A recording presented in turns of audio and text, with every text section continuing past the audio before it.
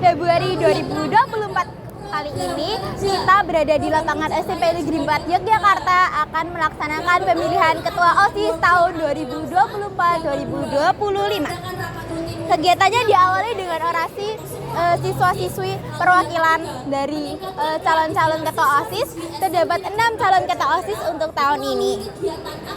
Nah, terdapat 3 perwakilan dari kelas 8 dan juga kelas 7 nih teman-teman. Lalu kegiatan ini dilanjutkan oleh pemilihan Ketua OSIS melalui pemilihan kertas yang dilaksanakan setelah orasi. Sekian liputan pada kali ini, salam Wicaka. Halo Sobat Wicaka, pada kesempatan kali ini kita sudah bersama Bu Dina Mayasari selaku mahasiswaan SMP Negeri 4 Yogyakarta. Bagaimana sih perjalanan dari seleksi Ketua OSIS hingga sampai hari ini, Bu? Baik. Untuk perjalanan pemilihan pengurus OSIS ini, Ketua OSIS ini, yang pertama kita mengadakan pendaftaran. Siapa saja yang mau, kita bebas, tidak membatasi. Kemudian ada tes tertulis. Untuk yang lolos tes tertulis bisa maju ke tes wawancara. Bagi yang sudah tes wawancara akan dipilih 6 terbaik ya. 6 terbaik itu nanti kita adakan seleksi untuk Ketua OSIS. Dari 6 itu nanti kita rank untuk menjadi pengurus OSIS yang lain. Kemudian sisanya untuk yang terbaik lagi, 21 terbaik itu nanti akan menjadi seksi bidang di OSIS. Ya, seperti itu. Nah, hari ini diadakan orasi, kemudian pemilas ya.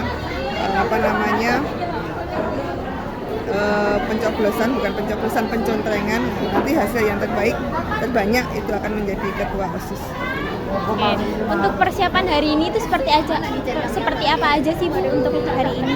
Ya, yang dipersiapkan hari ini otomatis dari masing-masing calon itu mereka bisa memilih mentor mereka untuk dijadikan pembimbing mereka menyiapkan orasi. Kemudian kalau dari pembina OSIS sendiri kami menyiapkan kartu suara, kemudian kartu suara, dan pada hari H kami menyiapkan kotak suara dan persiapan lainnya seperti meja untuk penyontrengan, pulpen dan sebagainya seperti itu. Untuk harapannya Bu Dina nih, OSIS ini kedepannya seperti apa? Ya, semoga pemilas ini mendapatkan ketua yang terbaik, pilihan kalian yang terbaik, dan dapat ikut serta dalam membangun SMP 4 lebih maju lagi. Oke, terima kasih Bu Dina. Sekian untuk kesempatan pada kali ini. Salam Wicaka.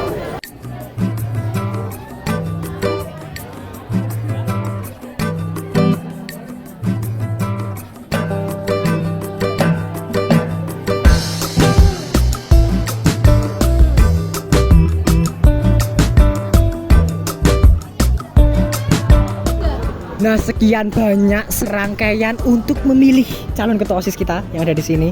Akhirnya tiba juga hari H di mana kita mencoblos. Nah, di sini saya sudah bersama 6 kandidat ini. Calon ketua OSIS kita nantinya akan diumumkan besok ya kemungkinan. Nah, di sini aku bakal tanya tentang kesan dan pesan selama mempersiapkan pemilos pada hari ini. Dimulai dari Oktara dulu ya, urut aja ya kita ya. Gimana Oktara?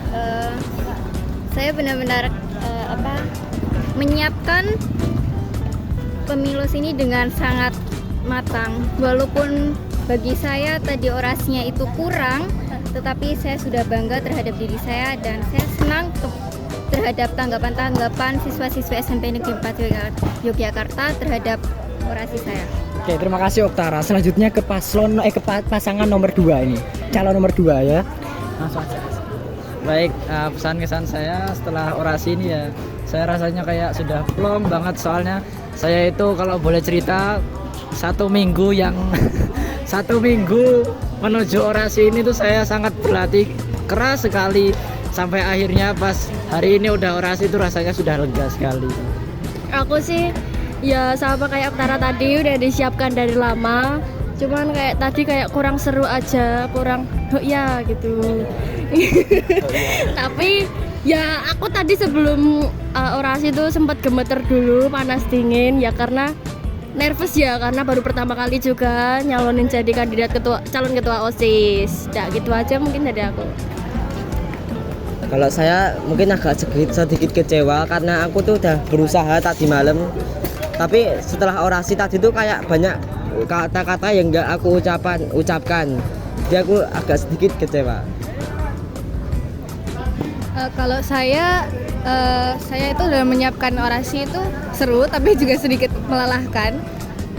Walaupun saya udah menyiapkan dari lama banget, tapi menurut saya orasi tadi saya kurang puas ya.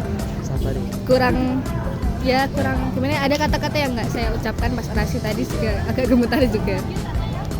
Untuk aku pribadi kesannya itu untuk ikut OSIS periode ini tuh nggak berharap banyak. Maksudnya kalau keterima ya udah, nggak keterima ya udah. Ternyata jadi inti mempersiapin orasi ini sendiri tuh butuh waktu sekitar 2 minggu, cuman latihan 2 hari, Sabtu Minggu kemarin. Habis itu sebelumnya nggak pernah latihan, jadi cuman kemarin. Jadi ya minta maaf kalau ada kurangnya. Untuk pesannya sendiri, aku berharap untuk OSIS tahun ini aktif semua ya, entah itu sekbid atau perorangan, nggak ada yang pasif, dan semangat untuk bertugas 1 tahun ke depan. Makasih. Oke, terima kasih. Ke-6 kandidat sudah menyatakan kesan dan pesannya. Pertanyaan terakhir nih, pertanyaan yang kedua. Kalau boleh tahu persiapannya bagaimana sih? Berapa lama dan bagaimana cara kalian untuk menonjolkan tadi pas orasi? Karena tadi tak lihat pas di orasi bener-bener ke-6 ini kandidat ini punya ciri karakteristiknya. Kalau boleh tahu persiapannya gimana nih? Dari Oktara dulu ya.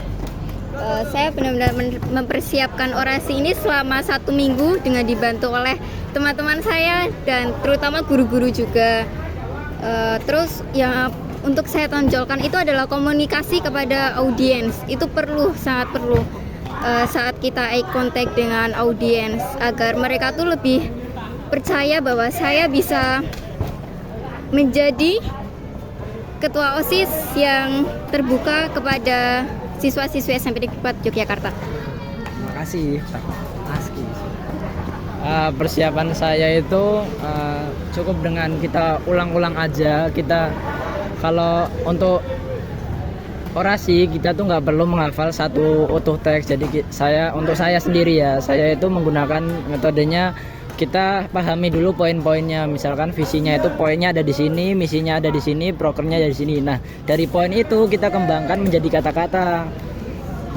Dan untuk persiapan lain, di belakang ke-6 kandidat ini ada 6 orang lainnya yang mempersiapkan kita, yaitu pembimbing dari OSIS di tahun sebelumnya. Nah, kebetulan saya itu didampingi oleh Kak Cita, dan Kak Cita itu sangat membantu sekali dalam orasi saya. Dan trik saya untuk memikat orang-orang yaitu saya itu lebih ke yang umum. Misalkan gini, kalau misalkan kita mau mengadakan futsal, kalau futsal itu cuma sekitaran futsal saja, makanya itu saya mencari yang lebih umum dari futsal itu apa? Yaitu olahraga. Nah, di olahraga itu kalau misalkan orangnya mengatakan futsal, ya pasti cuma futsal aja. Tapi kalau kita mengatakan olahraga, maka prokernya itu bisa nggak cuma futsal, ada badminton, sepak bola dan lain-lain. Jadi menurut saya itu saja. Mungkin kalau persiapan aku itu nggak lama, jadi sebelumnya tuh aku nggak ngira kalau bakal orasi di depan. Jadi aku ngiranya cuman karena kemarin kan udah orasi di operator ya, mungkin aku ngira di itu doang. Jadi nggak aku siapin, mungkin aku nyiapin tuh 3 hari sebelum orasi ini. Jadi setiap hari aku hafalin dulu di depan kaca, poin-poin pentingnya aja juga. Tapi nggak semua teks utuh aku hafalin, jadi cuma beberapa aja yang penting. Nah, gitu aja. Kalau persiapan dari saya itu aku dibantu sama Mas Radin sekaligus pendamping saya. Dan untuk misalnya Kak mencari visi misi itu aku dibantu teman-temanku. Contohnya tadi di program kerjaku ada kayak Free Fire gitu. Nah, itu idenya tuh dari teman-teman kelasku. Jadi itu yang kayak menurut saya tuh aku bisa banyak coblosannya tuh dari itu. Dan aku evaluasi dari pas kemarin orasi di operator kemarin, yang jelek apa aku tanya ke Mas Radin, yang kalau jeleknya kak gini. Nah, itu bisa buat aku pertimbangan. Kalau saya persiapan orasinya itu seminggu sebelum orasi. Saya persiapan teks orasinya itu juga dibantu oleh teman-teman saya yang suportif, sama dibantu oleh Kak Raisya. Kalau untuk menghafal teks orasinya itu saya cuma menghafal poin-poin pentingnya saja. Kalau untuk aku pribadi itu kan diumumin hari Rabu atau Kamis, Rabu ya? Atau Kamis itu diumumin?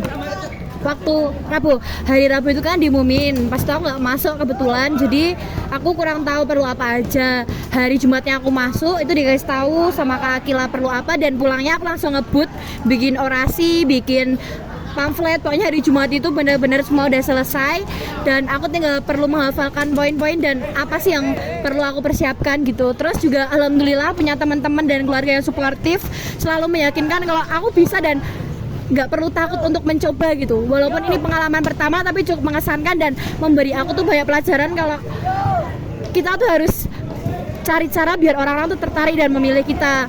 Nah, aku juga selalu nerapin kalau aku pasti bisa, aku pasti bisa, aku pasti bisa gitu. Terima kasih. Oke, terima kasih dari 6 kandidat ini. Benar-benar penyampaiannya tersampaikan dengan baik. Semoga nanti yang terpilih diterima dengan legowo ya, bisa bekerja sama dengan baik. Tentunya itu yang utama. Oke, sekian teman-teman dari wawancara dari 6 kandidat ini. Sampai jumpa di lain kesempatan. Sampai jumpa. Bye-bye.